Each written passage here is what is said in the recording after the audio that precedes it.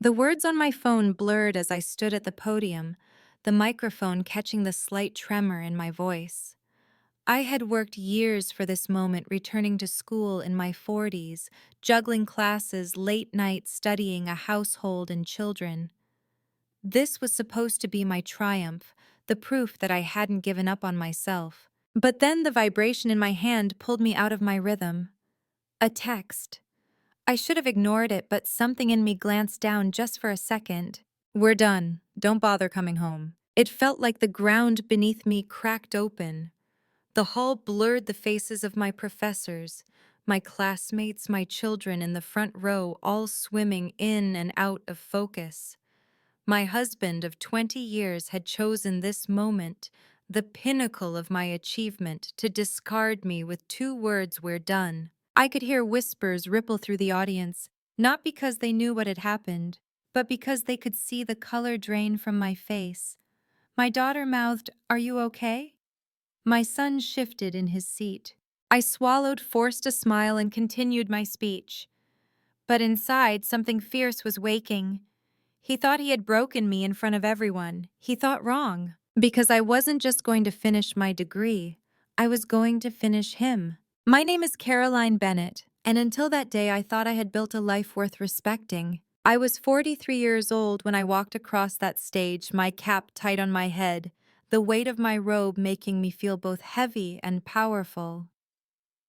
Returning to school in my 40s hadn't been an impulsive decision.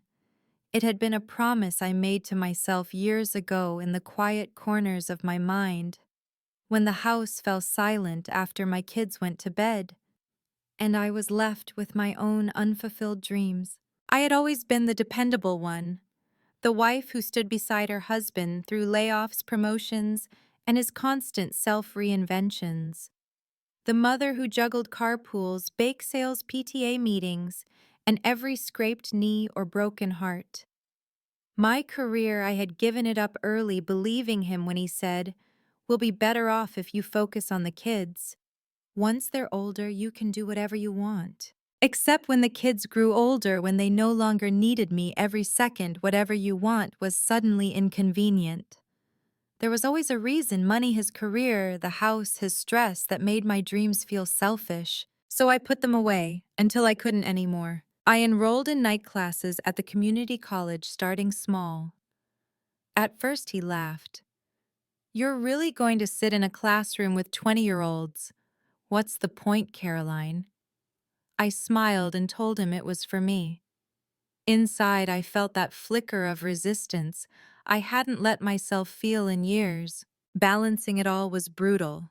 I worked part-time at the library, studied late into the night, and still made sure the laundry was folded, dinner was on the table, and his shirts were ironed just so. There were moments I nearly gave up, when exhaustion pressed down on me so heavily I thought my body might just give out. But then I'd picture the finish line, the diploma in my hand, the example I was setting for my children, and I'd push through. Through it all, I thought he was proud of me. He never said it outright, but sometimes I'd catch him watching me as I pored over textbooks at the kitchen table. Sometimes he'd even make a joke about how he'd be married to a college girl. I mistook his smirks for support, his silence for acceptance. But silence is a dangerous thing. Looking back, there were signs. He came home later and later, always with excuses. Traffic was awful. Late meeting, had to grab drinks with the guys. He started taking weekend trips for work. He guarded his phone like it contained state secrets, the device never leaving his pocket even when he slept. I noticed, but I didn't confront him. Maybe because I didn't want to believe it. Maybe because I was too busy surviving my own battles. I told myself that once graduation came, things would change. Once I proved I had done it once, I showed him and everyone else that I wasn't just the dependable wife or the doting mother, but a woman capable of achieving something for herself. He'd finally see me differently. And then on the very day I crossed that stage, he made sure I knew exactly how he saw me: disposable. "We're done. Don't bother coming home." Those words weren't just cruel, they were calculated. He hadn't chosen a random Tuesday afternoon or a quiet conversation in our kitchen. He had chosen my graduation speech, the moment I stood in front of hundreds, the moment I was supposed to be my strongest, to deliver the final blow. He wanted to humiliate me. He wanted to remind me that in his eyes, I would never truly matter. But here's what he didn't understand. Humiliation has a way of morphing into power if you know how to hold it. When the ceremony ended, my kids rushed up to me. My daughter hugged me so tightly I could barely breathe. My son, usually stoic at 16, whispered, "We're proud of you, Mom." Their words steadied me in a way nothing else could. I smiled for photos, shook hands with professors, even laughed when my friends pulled me into celebratory selfies. From the outside, I looked radiant. Inside, I was burning. That night, I didn't go home. I couldn't. Instead, I drove aimlessly through the city, the diploma still on the passenger seat beside me, until I ended up in a quiet parking lot overlooking the river. I sat there for hours replaying everything, every sacrifice I had made, every excuse he had given, every moment I had silenced my own needs to make space for his. And now, after all of it, he thought he could throw me away like nothing. No, he had underestimated me. The truth was, my marriage hadn't been a partnership in a long time. It had been a cage. And though his text had felt like a blow meant to break me, it had in fact done the opposite. He had given me the push I needed to finally see clearly. I wasn't going to beg him to take me back. I wasn't going to dissolve into tears and surrender my dignity. I was going to rise. But rising wasn't enough. No, I wanted something more. I wanted him to know what it felt like to lose everything he thought he controlled. I wanted him to choke on his smug confidence to watch as the life he thought was secure slipped right through his fingers. And I wasn't going to act in anger. That's what he expected. No, I would plan carefully, methodically, quietly. Because revenge, when done right, isn't about rage, it's about precision. I pulled out my phone and opened the text one more time. My hands no longer trembled. Instead, a calmness settled over me as I typed out a single reply. Okay, that was it. No pleading, no anger, no explanation. Just two letters that would confuse him enough to make him wonder. Because while he believed he had ended the story with those words, I knew better. This wasn't the end. It was the beginning. The morning after graduation, I walked into our house like a stranger. The place smelled faintly of his cologne, sharp expensive, the one I had bought him last Christmas. His shoes were missing from the entryway. His suit jackets were gone from the hall closet. The silence was thick, like the house itself knew he had left. On the dining table sat a single envelope with my name scrawled across it. My stomach churned as I opened it. Caroline, we both know this has been coming for a long time. I can't keep pretending we're happy. I found someone who understands me, who makes me feel alive again. Please don't make this harder than it needs to be. Take care of the kids. I'll send money. David. It wasn't even handwritten. He had printed it out, probably from the same computer he used to check football scores and book vacations. The detachment made my skin crawl. He hadn't even bothered to spell out her name. Someone who understands me. I wanted to scream, tear the letter to pieces, but instead I stood there gripping it until my hands shook. My children's laughter drifted down from upstairs, oblivious. That was when it hit me. He hadn't just betrayed me. He had betrayed them too. He had walked out on our family as easily as if he were shedding an old coat. But who was she? I didn't have to wait long to find out. Later that day, as I sat on the couch, numb, my phone buzzed with a message from an unknown number. Caroline, I think you deserve to know the truth. My name is Laura. I'm the woman David's been seeing. For a second, I thought it was a cruel prank. But then came a second message, a photo. My husband, his arm around her waist, both of them smiling in a way I hadn't seen him smile in years. She was younger, mid-30s maybe, with sleek blonde hair and the kind of polished beauty that looked effortless. In the photo, they looked like a couple in love. And he had sent me a text saying, We're done while probably sitting across from her. Anger clawed at my throat, but alongside it was something else, clarity. He hadn't just slipped into an affair, he had built a whole new life behind my back. I called Laura before I could stop myself. She answered on the second ring. Caroline. Her voice was steady, almost rehearsed. Yes, I said, trying to keep my own from cracking. Why are you contacting me? Because he told me you knew, she replied. He said your marriage was already over, that you were only staying together for the kids. But after what I saw yesterday, you standing on that stage, your family cheering for you, I realized he lied to me too. He hasn't left you for months like he claimed. He left you yesterday, on your graduation day. Her voice softened, almost apologetic. I didn't want to be the other woman, Caroline. I thought I was starting something honest. But if he could lie to me about you, then what else has he lied about? I sat there stunned. Part of me wanted to unleash years of fury on her, but another part knew she wasn't the villain here. David was. He had woven us both into his web of lies. When I hung up, I stared at the diploma still resting on the mantel. I had thought it symbolized freedom, a step into the life I wanted. Instead, it was now tied to the day my marriage ended. But perhaps that was fitting, because maybe I needed to shed one life to step fully into another. The following days were a blur. My kids asked where their father was. I told them the truth. In the gentlest words I could manage, Dad has decided to live somewhere else. But I am here. I am always here. Their eyes filled with tears, but they nodded, clinging to me. In the quiet hours after they went to bed, I dug deeper. His emails, his credit card statements, his calendar. Piece by piece, I stitched together the double life he had been leading. Weekend business trips that were actually getaways with her. Charges at restaurants I had never heard of, hotels I had never stayed in, jewelry I had never received. Each discovery was a knife to the gut, but also fuel for the fire building inside me. He thought I was weak. He thought I would crumble. But what he didn't realize was that betrayal has a way of sharpening you, of turning every wound into a weapon. One evening, I sat at my kitchen table, surrounded by papers, receipts, and copies of his emails.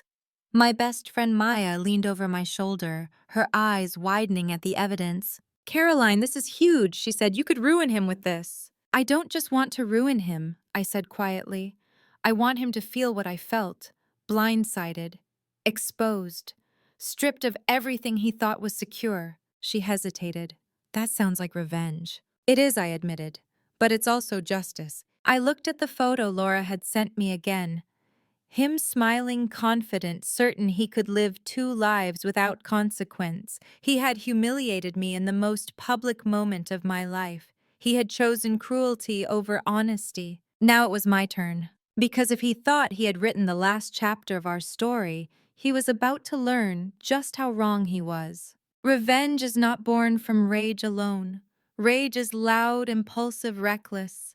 What I felt was quieter, sharper, like ice forming over a lake, spreading slowly but inevitably until the whole surface is solid and unbreakable. David thought he had ended things with a two-word text. He thought I would either collapse or beg. He underestimated me. If he wanted to humiliate me at my highest moment, then I would dismantle him at his. The first step was to understand his weaknesses. David wasn't just any man. He was ambitious, desperate to appear successful. He had built his entire identity around the idea that he was a provider, a self-made man climbing the corporate ladder. He craved recognition, validation, the kind that came with promotions, with handshakes from powerful men, with admiration from neighbors who saw his shiny car in the driveway. And like many men who lived for appearances, he had skeletons he thought no one would ever see. I began with the financials. Years of handling the household budget meant I knew where to look.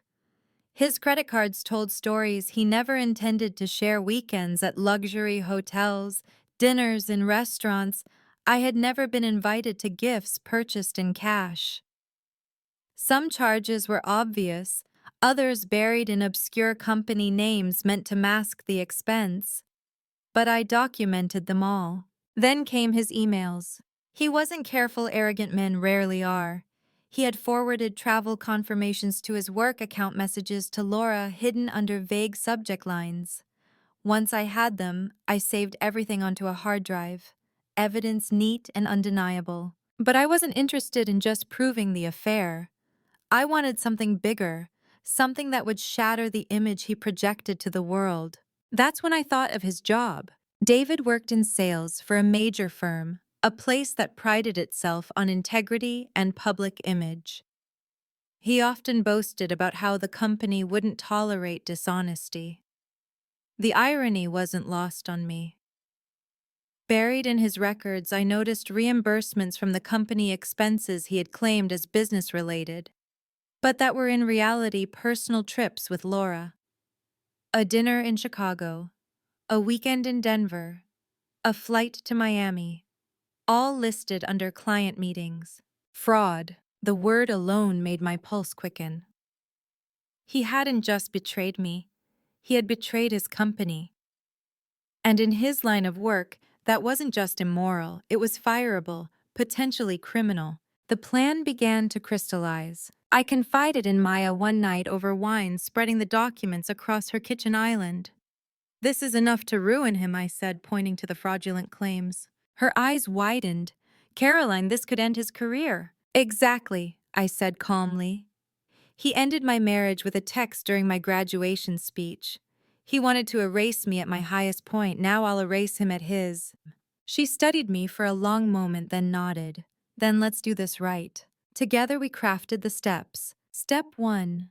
Secure my future. I met with a divorce attorney, a sharp woman named Evelyn, who listened patiently as I laid out the affair, the fraud, the abandonment. When I handed her the folder of evidence, she raised an eyebrow. "You've done half my work for me," she said with a thin smile. "With this, we'll have leverage.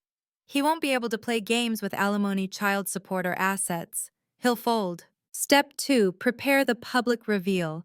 I didn't want to be petty. This wasn't about social media drama or angry rants. This was about precision. The truth delivered to the right people at the right time. His boss, his HR department, the board he bragged about serving on at the local nonprofit. One carefully packaged envelope of evidence sent to each, anonymous but undeniable. Step 3. Control the narrative for my kids. They deserved honesty without being weaponized. I sat them down one evening, their anxious eyes locked on me. "Your father made choices," I said gently. "Choices that hurt our family.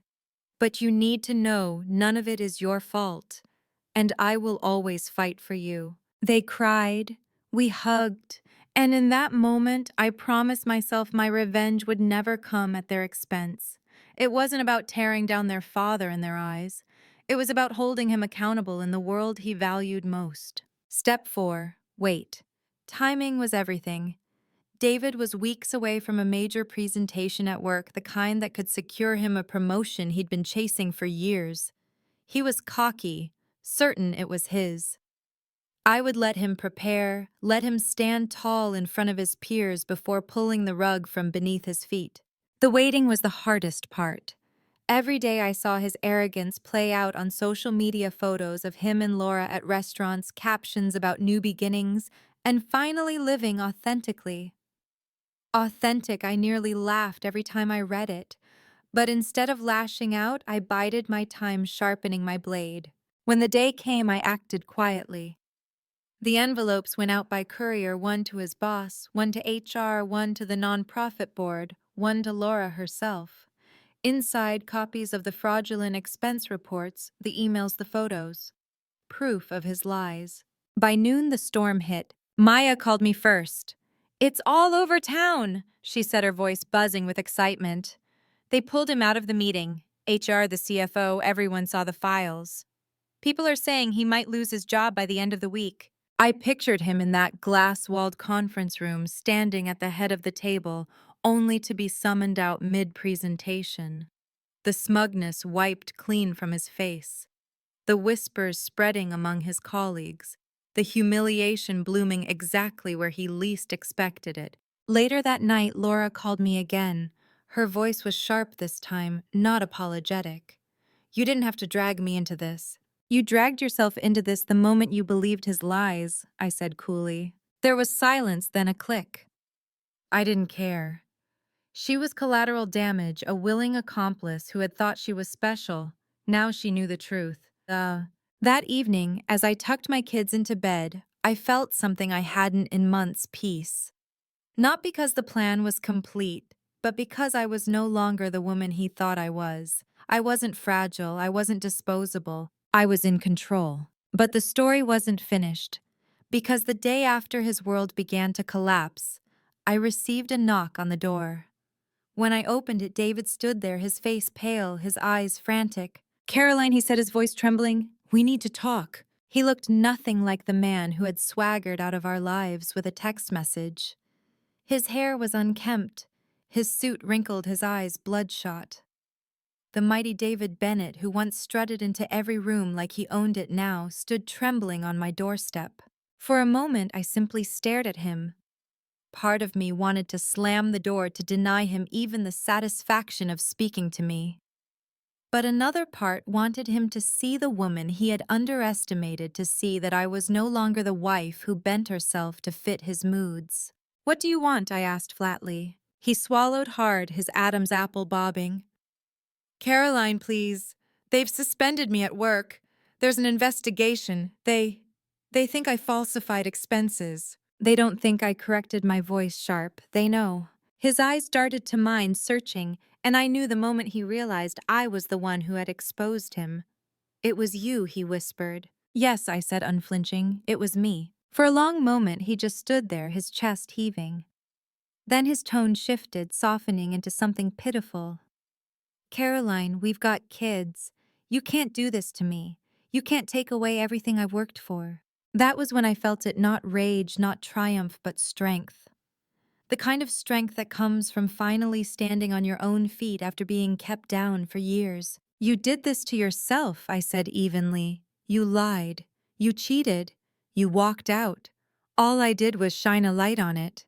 I shut the door in his face. And just like that, the weight I had carried for so long lifted. For years, I had let his opinion shape my worth. But now, watching him crumble under the weight of his own lies, I realized I no longer needed him to validate me. From that day forward, I began to rebuild, not for him, not for revenge, but for myself. I poured myself into the gallery project I had dreamed of for years, transforming a small rental space downtown into a studio and exhibition hall. It was exhausting, balancing it with raising two teenagers and navigating divorce proceedings. But this time, the exhaustion felt different. It was mine. Every late night, every dollar saved, every wall painted, and every canvas hung was a testament to my resilience. And people noticed. My paintings, once hidden away in closets, now hung in front of strangers who admired them, critiqued them, even bought them. The first time a woman handed me a check for one of my pieces, I nearly cried, not because of the money, but because it meant my voice mattered. My work mattered. I mattered. My children became my greatest supporters. My daughter helped organize the opening night of the gallery, stringing fairy lights across the entrance, while my son learned to manage the payment system. They weren't just my kids anymore. They were my partners in this new chapter. One night, as we cleaned brushes together, my son said, "You're happier now, Mom. Even with everything that happened, you're stronger." He was right. For the first time in decades, I felt alive, independent, whole. Even Maya, my confidant through it all, marveled at the change. "You don't walk into rooms the same way anymore," she told me one evening as we sipped wine in the gallery. "You walk in like you belong there." And I did. Meanwhile, David's life unraveled.